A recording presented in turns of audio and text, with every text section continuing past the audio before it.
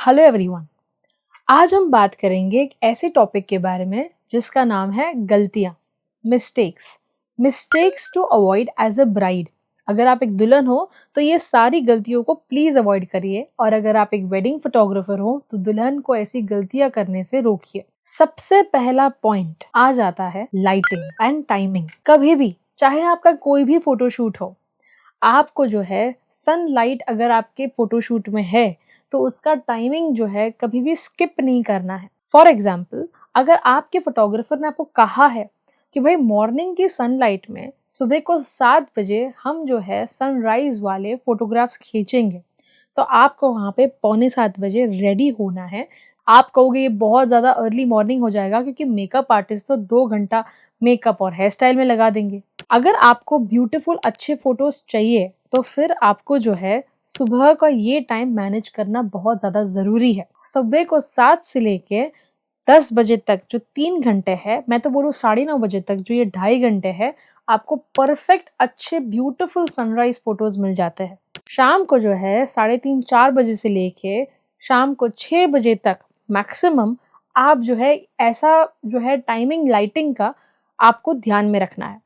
मेरे कहने के ये जो 2 पॉइंट्स है वो ऐसे है कि अगर आप जो है चाहे कोई भी फोटोशूट प्लान करें, अगर आउटडोर में सनलाइट के थ्रू वो फोटोशूट होने वाला है तो आपको ये 6 घंटे में ही उस इवेंट को रखना है। आप ऐसा कहोगे कि कभी कभी शादियों में लेट हो जाता है, जो ऑफ कोर्स नॉर्मल बात है। 90% शादियां लेट ही चलती है, एटलीस्ट इंडिया में। और इसके वजह से जो आपने सुबह की 9 बजे की शादी सोची थी वो अभी 11 साढ़े 11 बजे हो रही है, जिसकी वजह से वो जो सनराइज का इफेक्ट था वो अभी हार्श लाइट में कन्वर्ट हो गया है।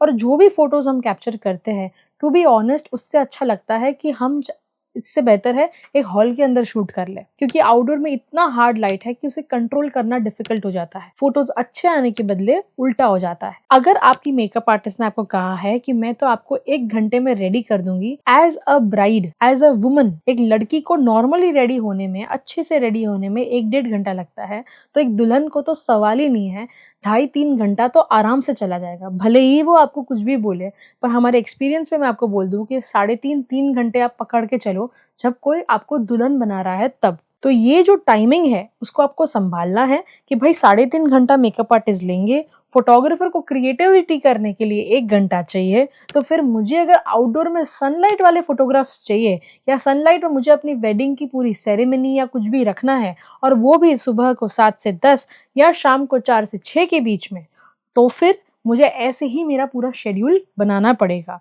एंड परफेक्टली फोटोग्राफर को आउटडोर लाइटिंग में आप फोटोज दे पाओगे, तभी ही आपको वो जो ब्यूटीफुल फोटोज चाहिए वो मिल सकता है। नहीं तो भले ही आपने कितना भी खर्चा किया होगा, अगर लाइट हमें सपोर्ट नहीं करती है तो वो फोटोज हमेशा ठीक ठाक ही आते हैं। लाइटिंग एक सबसे फंडामेंटल पॉइंट है फोटोग्राफी का, एंड सनलाइट उससे भी ज्यादा फंडामेंटल है, because it's the best source of light when it comes to photography. Second point आता है कि आपके मन में बहुत सारे विचार होंगे कि मेरी शादी है, हम लोग रील्स बनाएंगे, हम ऐसे पोजेस करेंगे, हम ऐसा कुछ करेंगे, वैसा कुछ करेंगे, बट ये सारी जो चीज़ें हैं आपने फोटोग्राफर को कभी कन्वे नहीं की। अगर कन्वे किया भी तो इतना ही कहा कि भाई हम लोग रील्स लेंगे, हम फोटोज खींचेंगे, या फिर आपने शादी होने के बाद कन्वे किया कि यार हमें तो ऐसा फोटो चाहिए था, ऐसा कुछ होता तो, ऐसी कोई रील शूट करते तो, जो अब पॉसिबल नहीं है क्योंकि शादी तो आपकी हो गई है। कहने का ये है कि एज अ ब्राइड आपको ये समझना है कि आपने एक फोटोग्राफर को ट्रस्ट किया है, तो वो फोटोग्राफर ऑफ कोर्स अपना 100% तो देगा ही, अपना नए नए रील्स और फोटोज और पोजेस वगैरह करवाएगा ही। पर एज अ ब्राइड आपको क्या अच्छा लगता है वो आप अपने आप ही इंस्टाग्राम और पिंटरेस्ट पे सर्च कर सकते हैं, रील्स को सर्च कर सकते हैं। आजकल तो आपको ऑनलाइन एल्गोरिदम की वजह से ही काफ़ी सारी रील्स जो है फ्लैश आउट हो जाती हैं। एक्सप्लोर पेज पर भी कितने सारे आपको जो है पोजेस दिख जाएंगे। एक बात याद रखिएगा, 20 चीज़ें आप शेयर करोगे, उसमें से 5 या 6 या 7 चीज़ें हो सकती है एक्चुअली जब हम लोग एक वेडिंग शूट करते हैं तब। तो जितना आप शेयर करोगे, जितने आइडियाज़ आप सामने दोगे, उतना ही फोटोग्राफर इंटरेस्टेड भी रहेगा और उसे लगेगा कि ठीक है चलो ऐसे उन्होंने दिया है तो मैं वैसा कुछ सोच के रखूँ, या खुद की क्रिएटिविटी उसमें इन्वॉल्व करके कुछ और भी नया क्रिएट कर पाएगा। कहने का ये है कि एज ए ब्राइड थोड़ा सा आप एफर्ट उसमें भी लीजिए कि आपको कैसा चाहिए, कैसी रील्स चाहिए, क्या एक्सपेक्ट कर रहे हो। थोड़ा रिसर्च करके रखोगे तो आपको लास्ट मोमेंट पे अरे चलो चेक करते ना रील्स कुछ रहेगी, तो लास्ट मोमेंट पे तो कुछ भी नहीं होता ना। शादी में इतने काम रहते हैं, इतने आप बिजी होते हो, आपके फ्रेंड भी बिजी हो जाते हैं, सब लोग बिजी होते हैं, तो कुछ भी रिसर्च करने का टाइम शादी के दिन पे तो होता नहीं है। पहले ही आप ये सारी चीजें सर्च करके रखोगे, तब जाके आपको कुछ इंटरेस्टिंग चीजें मिल सकती है। इसके बाद का पॉइंट है कि एज अ ग्रूम आपको भी मेकअप करना ज़रूरी है। मैंने देखा है कि ब्राइड तो हमेशा ही ब्यूटीफुल अच्छे से मेकअप में होती है, बट जो ग्रूम होता है वो कभी-कभी सोचता है यार मुझे मेकअप अच्छा नहीं लगता, आई डोंट लाइक मेकअप, मैं नहीं करवाऊँगा मेकअप, मेकअप तो लड़कियाँ करवाती है। देखिए, ग्रूम के भी एक अच्छे से मेकअप आर्टिस्ट अब कुछ मिल चुके हैं। ब्राइड के सामने जो स्किन होती है वो ग्रूम की थोड़ी डल लगती है अगर उसने मेकअप नहीं किया है, क्योंकि मेकअप का काम है आपके फेस को एनहांस करना, आपके फेस को ग्लो देना। तो अगर ब्राइड इतना मेकअप और इतना सुंदर तैयार होती है और ग्रूम सिर्फ अच्छे कपड़े पहनते हैं एंड देन फेस पे कुछ भी नहीं होता है, तो वो फेस ऑटोमेटिकली जो है, चाहे प्री वेडिंग शूट हो चाहे वेडिंग शूट हो, वो डल लगता है। तो आपको जो है उनको भी मेकअप करवाना है, लाइट तो लाइट पर वो करवाइए, ताकि उनके जो फेस फीचर्स है वो शार्पली अच्छे से दिखे एंड दोनों एक दूसरे को कॉम्प्लीमेंट कर सके। इसके बाद का एक मेजर पॉइंट है कि जो भी आपके फोटोग्राफर है उसको पूरे इवेंट का जो फ्लो है वो समझाइए कि भाई ये देखिए हमारे इवेंट में पहले ये होने वाला है, फिर ये होने वाला है, फिर वो होने वाला है। ये सारी चीज़ें इवेंट में डिटेल में उनको समझाइए, या फिर इवेंट प्लानर को बोलिए कि उनको सारा कुछ एक्सप्लेन करे। प्लानर नहीं है तो खुद उनको पूरा आइडिया दीजिए, डिटेल में समझाइए, देखिए मैंने ऐसे स्टॉल्स लगाए हैं, ऐसा बैकग्राउंड क्रिएट किया है, ऐसा इवेंट है, ऐसा एंट्रेंस होगा, सब कुछ समझाइए।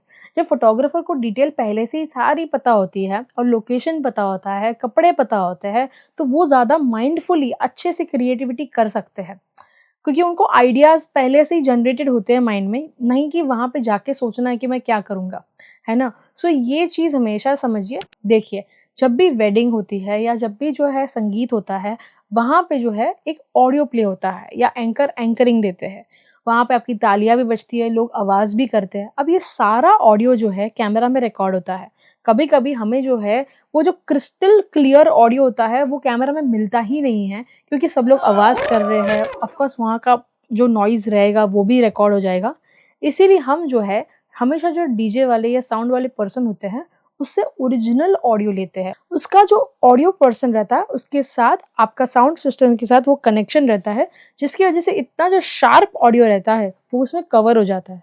जिसकी वजह से जब भी आप कोई इवेंट देखते हो या संगीत देखते हो, आपकी जो ऑडियो क्वालिटी होती है वो बेहतरीन हो जाती है। ऑडियो क्वालिटी जो है 50% ऑफ द वीडियो होता है। कोई भी वीडियो ऑडियो के बिना अच्छा नहीं लगता है, और इसीलिए आपको ये सारे डिटेल्स, जैसे डेकोरेटर है, कभी डेकोरेटर ने अपने फोटोज़ के हिसाब से वो प्रॉपर नहीं लग रहा है तो फोटोग्राफर उसे कन्वे कर सके। ये सारी डिटेल्स जो बैंक्वेट हॉल वाले पर्सन होते हैं उसके नंबर, ये सारी डिटेल्स फोटोग्राफर को पहले से पता होनी चाहिए। इसके बाद का पॉइंट आता है कि काफ़ी बार जो है ब्राइड और ग्रूम्स को ये कंप्लेन होती है कि यार हमारा वो फैमिली मेम्बर रह गया, अरे यार हमारे वो चाचा जी रह गए, वो हमारे मामा जी रह गए। देखिए, ये होगा ही। क्यों होता है? क्योंकि ये जितने भी घर वाले हैं उसे हम नहीं जानते हैं, आप जानते हो। हम आपकी शादी में पहली बार आ रहे हैं, चलो दूसरी बार या तीसरी बार आपके घर में इवेंट का काम करते हैं, and as a wedding photographer हमें रोज कोई वेडिंग में जाना होता है। हम कितनों को याद रखेंगे, कितने चेहरे याद रखेंगे? बट आपको आपके घर वाले पता होते हैं, और आपको ये भी पता होता है कि आपके घर वालों को सारे लोग को जानने वाला एक पर्सन कौन हो सकता है। फॉर एग्जाम्पल, ब्राइड की बहन है, वो पूरे घर वालों को जानती है। अगर ग्रूम का भाई है तो वो पूरे घर वालों को जानता है। तो ये जो सारे घर वालों को जानता है, उसकी जो कॉन्टैक्ट डिटेल्स है वो आपको फोटोग्राफर को फॉरवर्ड करनी है, और उनको बताना है कि फोटोग्राफर को सभी का इंट्रोडक्शन करवा दे, और इसकी पूरी लिस्ट दे दो कि ब्राइड साइड से 25-30 जन या 50 जन कौन इंपॉर्टेंट है और ग्रूम साइड से कौन इंपॉर्टेंट है। एंड एक फोटोग्राफर, ये देखिए, एक फोटोग्राफर डेडिकेटेड वो ही काम करे कि वो सिर्फ फैमिली मेंबर्स के फोटोशूट करे। फैमिली के ग्रुप फोटोज, सोलो फोटोज, जो भी फोटोज है वो सारे वो दोनों फैमिली वालों का कवर ही करता रहे। तो आपके कोई भी ऐसे जो है अजीज लोग छूटेंगे नहीं, एंड आपको ये कंप्लेन नहीं रहेगी। ये सारे टिप्स एंड ट्रिक्स है जो आप अपनी वेडिंग में अप्लाई कर सकते हो, जिसकी वजह से आपके वेडिंग फोटोज बहुत ज़्यादा अच्छे हो जाएंगे। सो एज अ ब्राइड, अगर आप हमारा वेडिंग का काम देखना चाहते हैं, सो हमारा एक वेडिंग स्टोरी टेलर्स का पेज है, जहाँ पे हम लोग ने बहुत सारे हमारे जो है काम किए हुए, जितनी भी शादियां शूट की है, वो सारी वीडियो शूट किया है, वो सभी वहाँ पे हम लोग ने पोस्ट किया है। साथ ही साथ हमारा एक एजुकेशन पेज है। अगर आप एक वेडिंग फोटोग्राफर हो और आपको वेडिंग फोटोग्राफी की और ज़्यादा एजुकेशन चाहिए, तो फोटोग्राफी एजुकेटर्स करके पेज है जो आप फॉलो कर सकते हैं। ये दोनों इंस्टाग्राम अकाउंट्स हैं जो आप चेकआउट कर सकते हैं। Thank you so much everyone, see you soon.